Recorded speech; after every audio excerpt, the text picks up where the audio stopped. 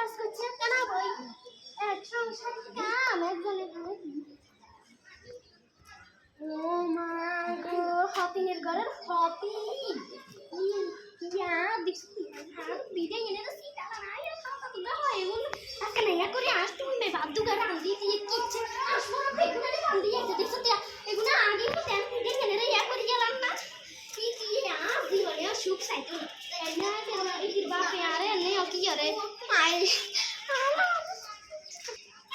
এরে শেফালির মা এমনি রে কি তুই দুপুরে আমাদের কিছু করার গেলি তুই বাপে ভাত খাবো না তুই বাপের ভাত নে তুই যে রান্না শাশ মরগে গুনেরা নিজে নিনে বান্ধি আইছ আই পুতির বাপে আর আসিল তো না খালি নিজের সংসারের কথা কস আরেকজনের সংসার আর যারা হিটা কি হবো হ্যাঁ তোর আসলে কি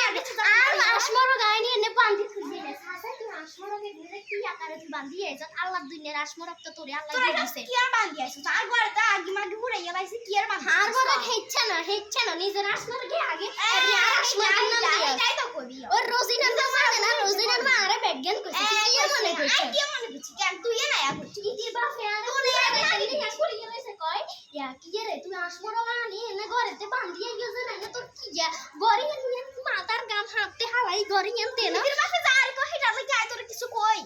কিল্লে কইবি কারণ আর শাস দিবস জ্বালাই না আর আসমরো তোরে জ্বালাই না কোন ঘুষে তোরে কি তোর আসমরো ছাসে কি করে বান্ধিয়ে গোল লাগো ইগা দুগা হাসগা সোগা আয় গুন যাইতে না রে শক্তি আল্লাহ দে না আয় হেইতে না বাবু আয় এই সংসার করতে না এগুলো